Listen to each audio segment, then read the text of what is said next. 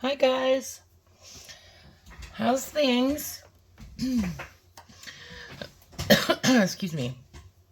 Hope you guys are all doing well in your colorful little worlds, or big worlds, or in your world.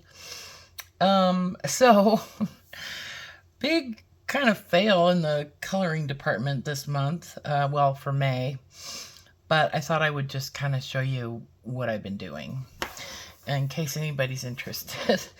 I've been doing a lot of crocheting, and yeah, well, it's summer, and I have some people in my life that needed bathing suits, so I did some bikinis, did a couple of bikinis. I have one that I'm working on that I'll show you, but let's look at coloring first, so I can get these books off my desk. So mostly, I just have whips. And I have a big old fail. I'm going to kind of just go through the stack. They're not necessarily in any kind of order. So I'm working on this one in City Among the Stars. I am going to finish this book. I don't know. It's like sometimes I just go off in this other direction, and that's just where it is. Yeah, so I don't know what I've used on here. I think this is mostly ink tints on the balloon, and then Neo Color 2s. I bought some open stock Neo 2s that were colors that I didn't have. I think that my original set was I think it was a set of 40 or something. I can't remember. And I know that I bought some, I really want to finish this. I've purchased some other open stock colors down, throughout the years. But, I mean, that first set I think I bought like 10 years ago. And I think I have some colors that are discontinued, though. I don't know. I'm not sure. Anyway. Excuse me. So, also kind of have started on this page. Don't remember what I did. Oh, this is, these are the, Mungyo pearlescent, the pearl colors of their water-soluble crayons or whatever. I don't remember. I don't think there's anything else in here. Anyway, so just a few kind of backgrounds basically done in there. And then I know I did something in here. Oh yeah, I did this. I think this is supposed to be like a milk, like a dairy can or something. I've just really been enjoying using the Neo Color 2s and also the Lyra, the water-soluble crayons in backgrounds. It's just so fun. I don't know. So, anyway, so I did this.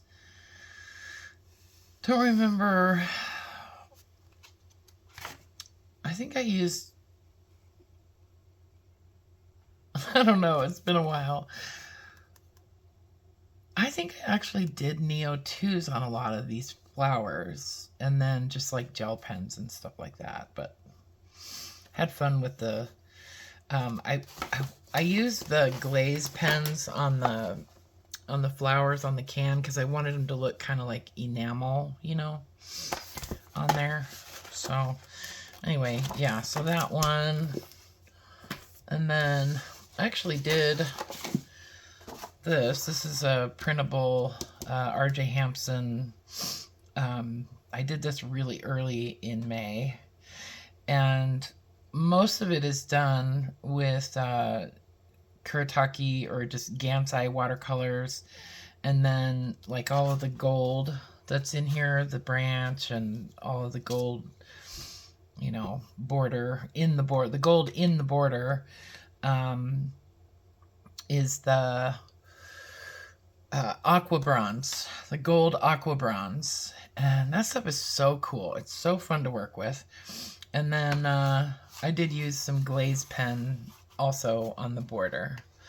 Just wanted it to look kind of, I don't know, like it wasn't paper, you know? Anyway, but I love this image. So finished that. Started working on this one. This is from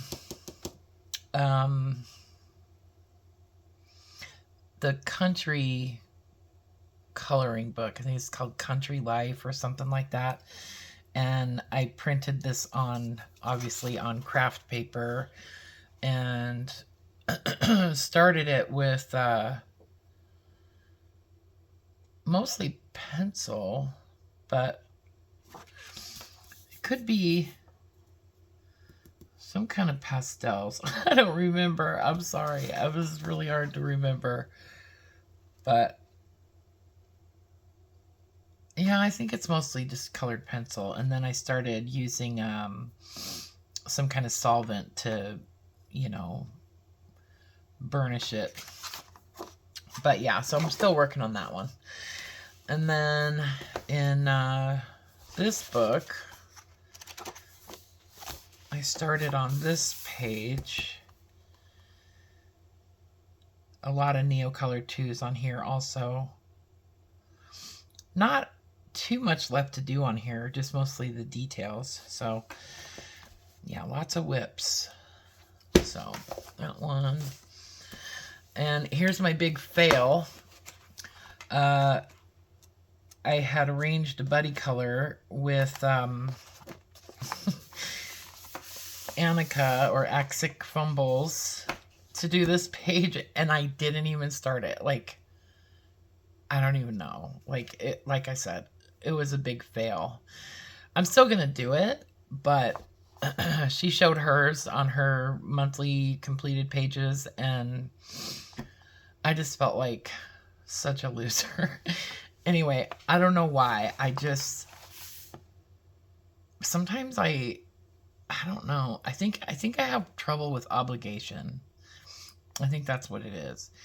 And it wasn't like she was like, hey, you got to do this, or she, you know, it was like, yeah, I want to do it, you know, and I was excited to do it, but I just haven't done it. I don't know what it is. It's my oppositional defiance syndrome. Anyway, so I will do it one day.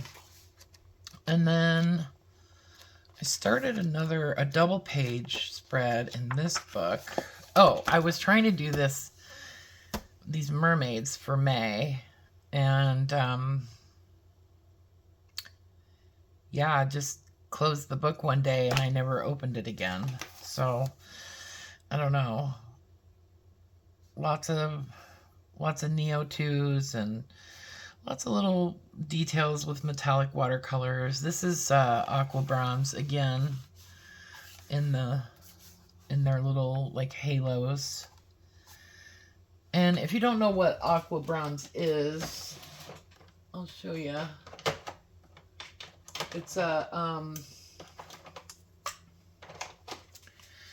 it's made by Schminke, and it's powder, and it is actually made with metal. I don't know what metal it's made with, but it's not gold. But it's a powder blended with some kind of binder, and it's water soluble, so you can see the binder has, like, I've mixed this with water and then it's been allowed to dry down, and so now it's like this is a metal like a ball bearing in there. But if you just add a little water, you can work it into this really super beautiful gold that just sticks to whatever you put it on. See, I used the lid here. This is all dried down. Whoops. Well, mostly. But yeah, it's just really fun to work with. Anyway, I'm using these Pan Pastel extra containers. And so I've got the gold, the silver, and then the bronze in here. And these work great. And then I just have aqua bronze in a little thing here too. And so I'll just drop a little water in there. And this is totally dry. But that will reactivate. So anyway, I love aqua bronze. So I started on this page. I'll finish it one day. And then in the Lost Forest, I started on this page with acrylic markers. I bought that a small set of the grabby extra fine tip acrylic pens. They've got that nice fine tip on them. And I've seen lots of people using these, and I've wanted them for quite a while, but they were really expensive. And even for like the set of 28 colors, it was like $39 on Amazon, and it came down to like 19 one day, and I was like, okay, I'm gonna grab them. And I know they make a larger set, but the larger set I think is 40 colors, and it's like $52 right now. So anyway, but I wanted to play with them, so I started using them on this page. It's obviously not finished, but yeah. Oh, and at one point I started this one with some like children's water-soluble crayons that I wound up giving to my grandkids. Just didn't really like the color payout. And then I worked on this one. This was the first thing I actually started in May for Mermaid, right? And just haven't finished it. This is in Dromenvanger. And I think, so my copy, this is obviously out of print. Well, if you didn't know, it is out of print. And yeah, I think I'm gonna, at some point, disassemble this book and rebind it into a new cover. It's stitch bound, so shouldn't be too difficult to rebind it. I don't know if I've shown you guys this too. I think I might have done this month too. So, or in May. But yeah, so started on that one, and then in Eerie, what is this? I don't remember the name of this one. I really want to do the cover on this book because it's that really nice craft paper that's really fun to work on. So at some point, I think I am going to do that cover. I don't remember what the back looks like. Is the back the same? No. So that might be kind of fun to paint that cover and then maybe seal it with something so that it's more protected and more permanent. So I started on this double page. Again, lots of Neocolor 2s. These clouds, I wanted to show you guys. I don't know if, I'm sure some of you guys have seen these, and I think I showed it to you one day. But, you know, whiteout pens are really great for coloring books.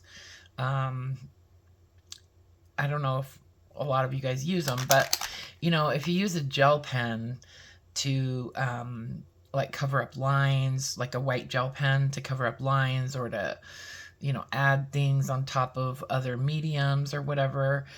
Sometimes gel pens can be quite frustrating, but if you get us like a selection of whiteout pens or correction pens, you can cover just about anything with them. These are two of my favorites. This is the Presto, and shake it, and then it has this metal nib, and well, I don't want to go too crazy, but it you do have to shake it, but you can squeeze it too, and it just makes a very solid, opaque, permanent line. And then this is the Whitea made by Uni, and this, you can buy refills for these.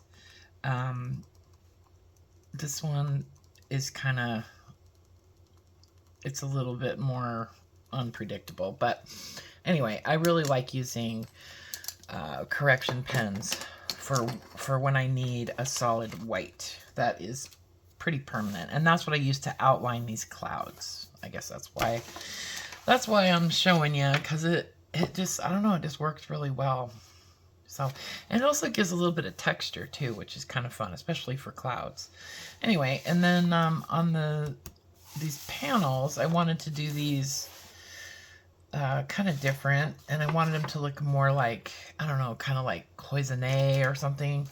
Anyway, so I don't use my inks as much as I want to, and so I used a metallic ink to do the like bronze color on here, and then I intend to go back with, oh, I did actually use inks on all of this, just different inks, drawing inks, and because you know you can blend them and do all kinds of fun stuff, but I want to go over it with like a clear glaze or something like that over all the flowers so that they really look kind of like enamel, you know. Anyway, so there. So that's all I've done as far as coloring in May. Let's look at what I've managed to, as far as crocheting. So I don't know if you were just looking at coloring, that's all I'm gonna do. So if you wanna, whatever. Has anybody seen these? These are what they call Barefoot Sandals. So you just crochet a little, like a triangular motif, and you add a loop. This goes around your toe, your big toe, like that. And then this wraps around and ties around your ankle, right? Like that. So you have a barefoot, and then you have this on the top of your foot, and they just look really pretty, you know. So these are fun to make. So I did a pair of those for one of my granddaughters, and I did this pair for my daughter-in-law. So those are really pretty, and these work best, I think, with like a cotton yarn, like a Pima cotton, or some kind of this is like a sport weight cotton.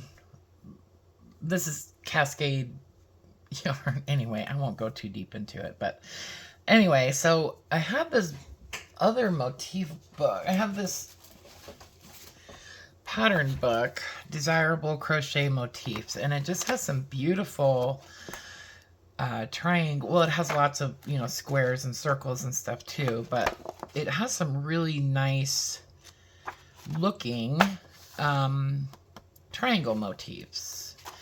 And I have tons of crochet books, pattern books.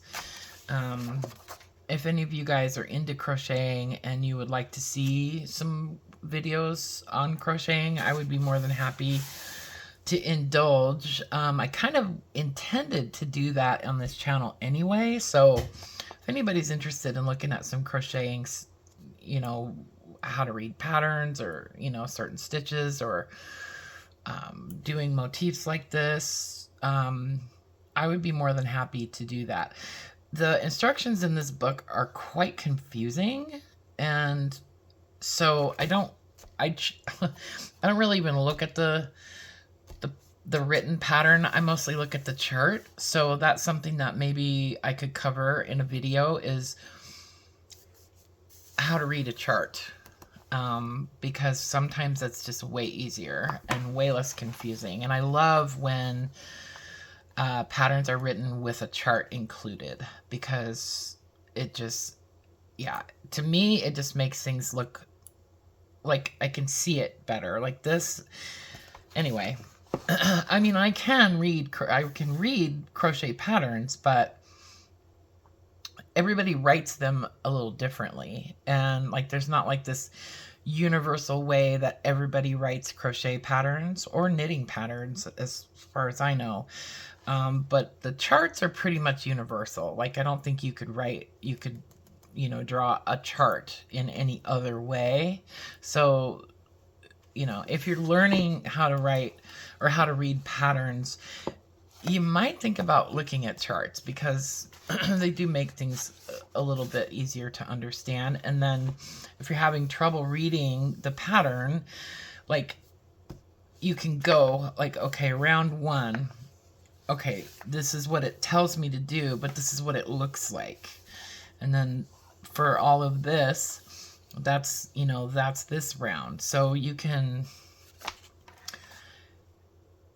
having a chart and knowing how to read the chart can help you understand what it's saying in the written pattern. I don't know. I know I just went really deep into that, but I could do a video about that. Anyway, so I'm doing another pair of barefoot sandals, maybe for myself, because I have like Flintstone feet.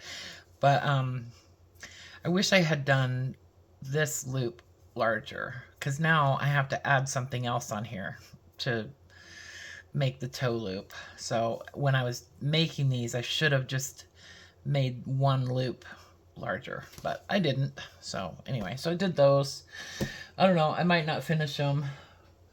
And then this is a bikini that I'm working on. This is the top, and the top is finished. Yeah, she's a booby girl. She's not she's not a big girl, but she's definitely got some chest. Anyway, so this one is very adjustable. Obviously the neck, you can tie it however tight you want.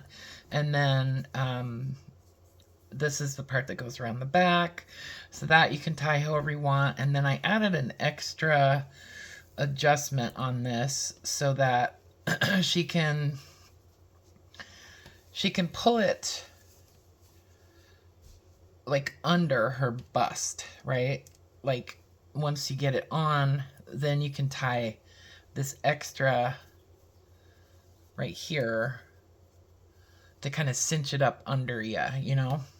Anyway, this is just a pattern that I kind of created in my head. I wasn't following anybody else's pattern. I just, sort of made this up on my own. But when she kind of picked the color palette. Anyway, so this is the top. And then I'm working on the bottom.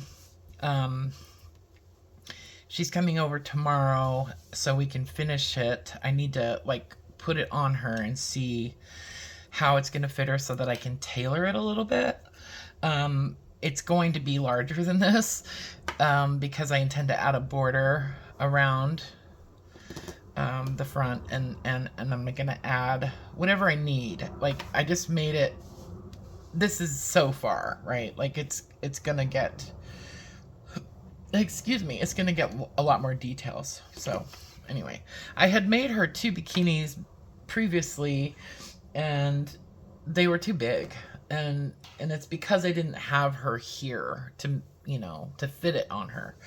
Anyway, so this is either a dress for my younger granddaughter or a top for my older granddaughter. I haven't decided who it is going to fit. We have to try it on both of them. So again, this is just something that I created out of my head. It wasn't following a pattern. Well, part of it is following a pattern. This little motif right here is actually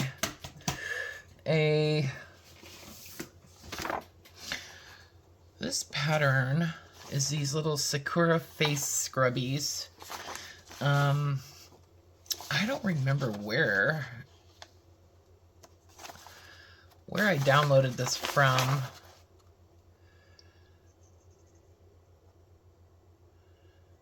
Oh, I think it was a free pattern on Ravelry. Yeah.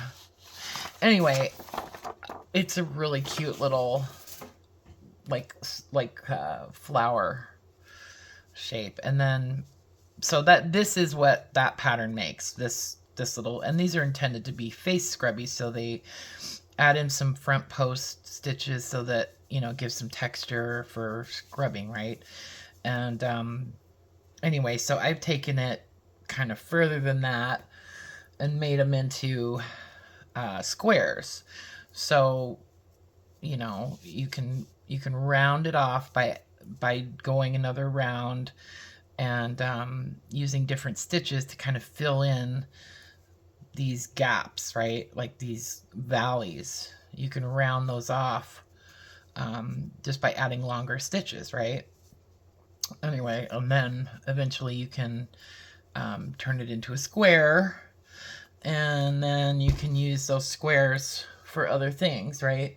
So I've got a bunch of the little scrubbies made that I'm gonna use to make other projects. I've made some purses using this whole pattern. I don't know, I just, something about it, I just really like it. So I was thinking about doing a video to show you how to make this from the pattern, and since it's a free pattern, I figured that would probably be okay. Like, I don't know, maybe I'll email her and ask her, but I mean, that's a pretty old pattern. But anyway, so this is the back. Yeah, so anyway, it's a little bit heavy. I wish I had used a little bit lighter weight cotton on this, but this yarn is yarn that I have a lot of colors of it. So I mean, like, this is the box of it, and this is just one, like, particular brand of cotton that I have. This is the Cascade something, and I really like it because it's Pima, and so it's got this really nice sheen to it, and it's really sturdy, and it comes in hundreds of colors, I think. And this is the fine. It also comes in a worsted weight, little bit thicker weight, and I've made blankets out of the thicker one. Did some mosaic crochet with the heavier one. Anyway, and it also comes in a gazillion colors. And then the Shapia's Katona and Schackenmeyer Catania cotton. So I kind of have all of those mixed together. So anyway, if you're into crocheting or whatever, and you'd like to see more crochet videos, I'd be happy to, like I said, I'd be happy to oblige. It's one of my favorite hobbies. It's something that I've done, oh gosh, probably 40 years, 45 years I've been crocheting, and these are the colors for the bikini. So anyway, so let me know if you would like me to do some, like, crochet tutorials or something. That would be kind of fun. And honestly, that's something that I would be more likely to do as, like, instead of like a color along for coloring, because, like, that just takes forever. And I'm really not a video editor, but I crochet pretty fast. So I think I could do, like, a crochet project in a couple hours and just do that as, like, a one-shot, you know, video, and not really require much editing, and then maybe pop a pattern in the description or something. I don't know. So last thing, have you guys seen Sarah Renee Clark's new what does she call it, color decks? Her new, you know, product that she's launching to be used for swatch charts. Okay, so if you haven't seen it, she did a live stream last week where she was introducing these, they're like these strips that are put together, and you can kind of fan them out, and it's really similar to, like, I've seen, my dad used to be an interior designer, and so we always had, like, swatch books of different products laying around, like, you know, paint chips and wallpaper samples and fabric samples and just all of this stuff, right? And so I'm pretty used to the, you know, the way that these look and the way that how useful they are. You know, it's a really great way to get a lot of samples all together in one place. So anyway, so basically, and I think that what she did, what Sarah did, is very useful, and I think that I think they're great, and I know that, you know, she's a small business and she's trying to think of things that she can put out that are going to be helpful for people, and also, you know, help her make a living. And so I'm not trying to knock that or say that you shouldn't support that or anything. That's not what I'm doing at all. But I know that for a couple reasons, I just wanted to kind of show you guys a really easy way to like to make something exactly like what she's done. And use, first of all, for two reasons. First reason is that you may not be able to get them where you live, or you might not want to pay the shipping where you live, like Canada, for example, or you know, other countries where they don't ship, or where they're not available, or where there's taxes that you don't want to pay and that kind of stuff. So here's my suggestion. Well, and the other reason that I wanted to show you guys this is because she only offers it in one type of paper, okay? And it's a very heavy cardstock paper.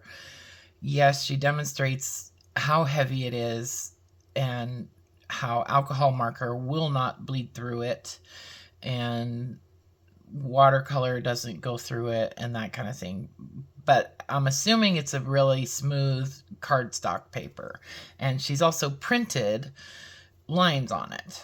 So maybe you like the lines, maybe you don't like the lines, I don't know. But maybe you like smooth cardstock, and I think it's great for colored pencil and for markers and that kind of thing. But for watercolor, swatching on smooth cardstock is really not the best. So here's what I suggest. Also, it's only in white, and I did note in the video that I watched, it was a replay of her live stream, people were asking if it was available in black or in craft or in watercolor paper. So here's what you do. Go on Amazon and order some Chicago screws. These are called Chicago screws. And these are actually Chicago screws that came out of something that I acquired that was already bound, and I just disassembled it. So what a Chicago screw is the thing that she binds those with. Okay, well, the manufacturer of those binds them with. So it's like a little cylinder with a head on one end, and it's a cylinder that's threaded on the inside. Okay, it's threaded, I promise.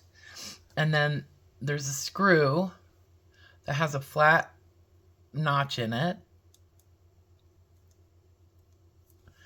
and you can use a screwdriver to tighten it once you get your stuff in there. Okay, so, and then it's smooth around, you know, so that you can stick that cylinder through your paper and make a swatch book.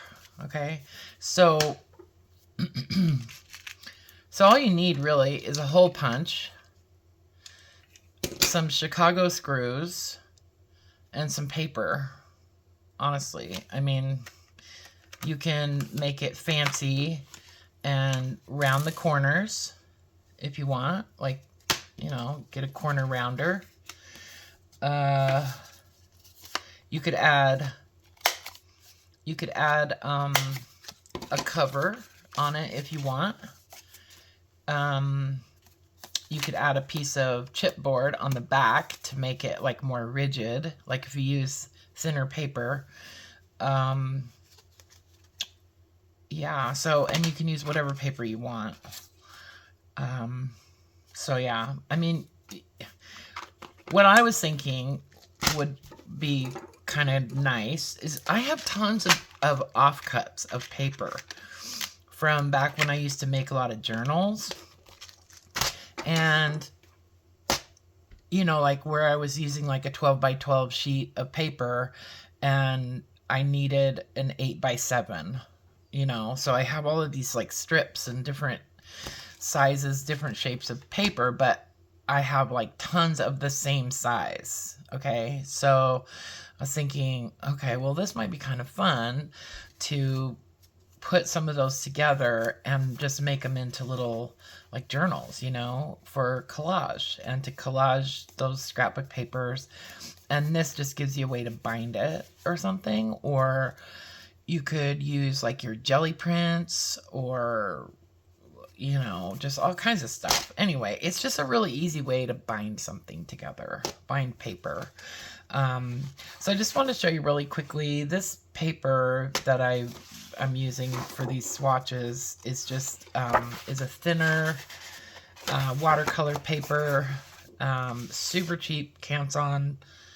And I bought like 10 of these off of Amazon for like $5. I wound up using a lot of these in journals that I sold through my other channel, but this paper is I mean, okay, yeah, it's not arches, but it's thin enough. It's a 117 pound, 250 GSM.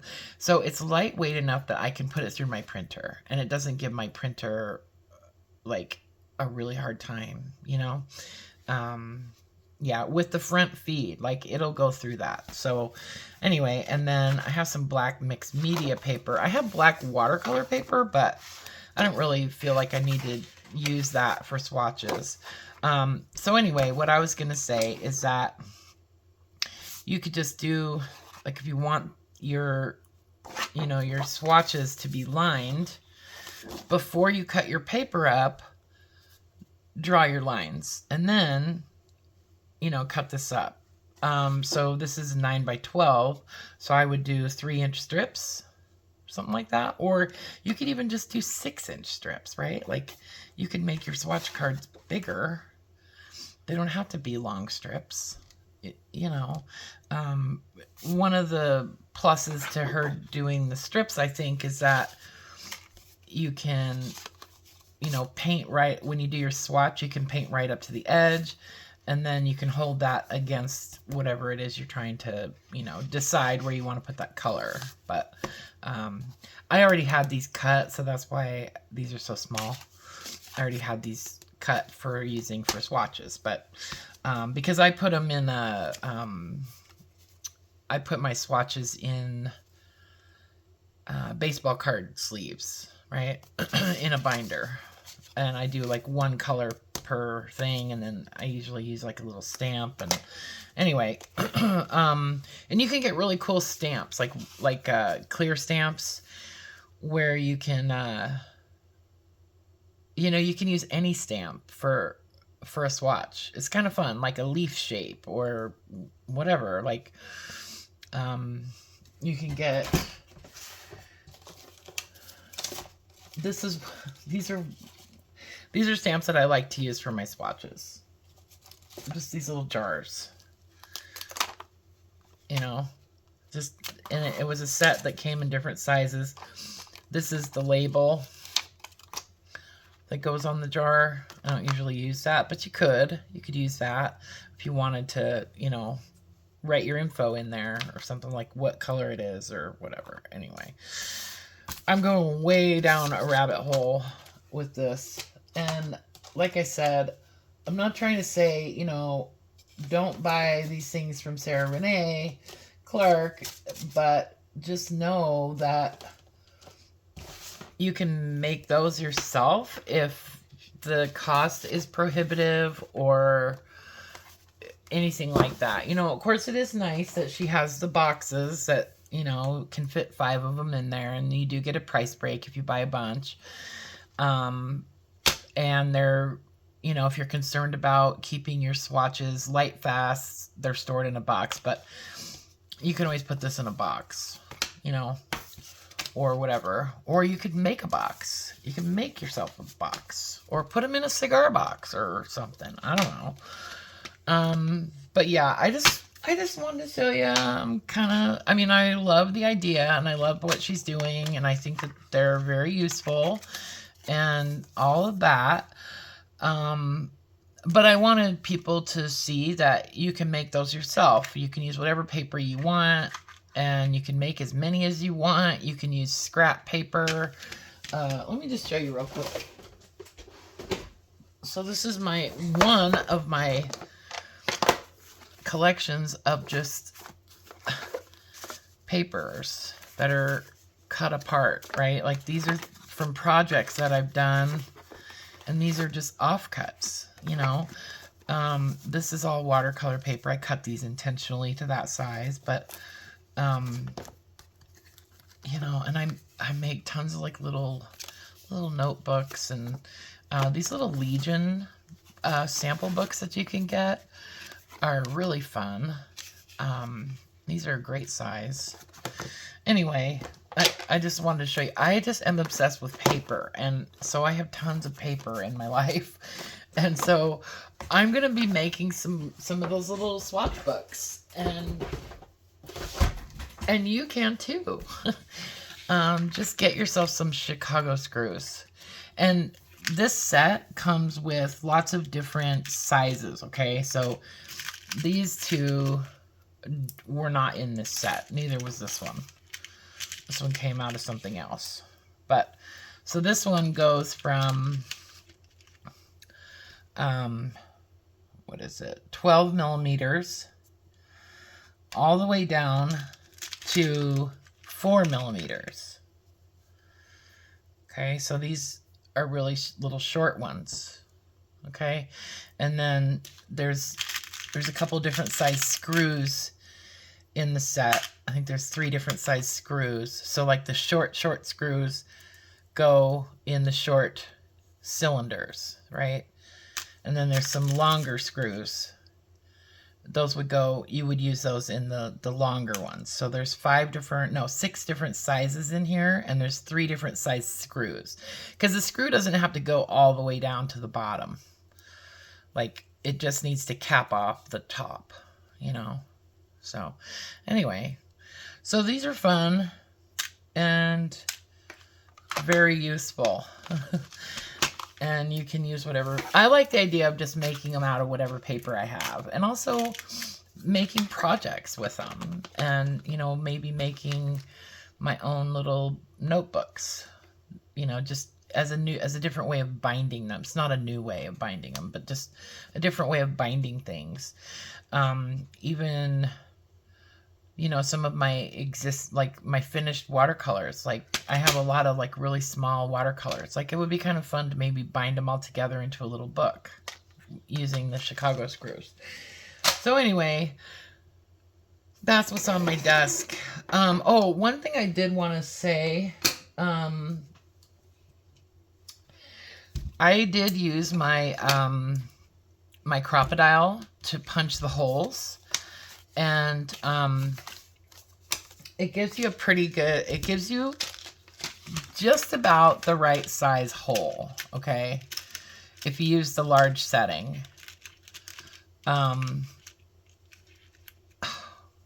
I have got to get my nails shorter. See, it's a little snug, but it does fit right through there. So if you have a crocodile, this is the big chomper one. I have the handheld one too, but I like to use this one sometimes because I think it goes through more pages at one time. It's a little bit stronger. Anyway, so it does work. The crocodile does work. And also I like that when you're like, so you punch a hole through one corner, right? And you want to make sure that they all line up. So pretend this doesn't have the holes there. So just take your next one, your next stack, and use a pencil or something. Make your little circle. And then when you use the crocodile, you can see that circle. See? So I know I'm getting it in the same spot. You know, you just have to work out creative ways of lining up your holes, right? Like if you have just like a traditional paper punch, like this is a really good paper punch, by the way. And these are like $5 on Amazon, and they're amazing. This punch is a little bit bigger hole, and I don't think that that really matters too much, but it is a little bit bigger hole, so that way the pieces would swing around a little bit easier. But to make sure that they all kind of line up, just, you know, use little like guides, little to map it out, you know, like, okay, so this one, if I want it right in the corner, if I put it here, I've got this little metal piece here, and I can make it go right up to the edge of my paper punch, right? Like, so I can use this little metal as this side's guide and the side of the paper punch as this side's guide, and then punch. Okay, I maybe need to move it a little, but you know what I'm saying? Like you can use different things, use a piece of tape or something and mark it on here, on your paper punch, like where you need to line up your paper so that they're all in the same position when you punch it. That's all I wanted to say. And have a screwdriver. Because you do want to tighten this down pretty good. Like, you can use a Phillips on these too, it looks like. But, yeah. Anyway, so that's that. I don't think I have anything else to show you. But yeah, let me know if you guys are interested in some crochet stuff. I know somebody probably will be. But, yeah. Oh, I did get some new pens. These are kind of fun. I've been wanting these for a long time. I got these are the brush sign pens by, who makes these? Are these Zig? Oh no, they're Pentel. These are the Pentel brush sign pens. It's a set of 12, and they weren't cheap either. But they have that really super fine brush nib. And it's like a real brush. So you can just do really super fine or a little bit fatter lines, you know? I don't know. I'm just addicted to pens. But I don't remember who the artist was that I saw using these on YouTube. But she does a lot of really cool illustrations of like people and animals and that kind of stuff. But yeah, somebody probably knows who I'm talking about. But these come in a set of 12 colors, and I think they were like $32, something like that. But I just had to have them. I've wanted them for a long time. And I got a gift card for a gift card from a viewer, an Amazon gift card, and so that's what I used it for. Oh, I also got some palettes. I also got a couple of palettes for my for some of my pan pastels. So these palettes off of Amazon. Anyway, okay, that's it, guys. I love you, and thanks for watching. Thanks for hanging out, and I will see you soon. Okay, bye for now.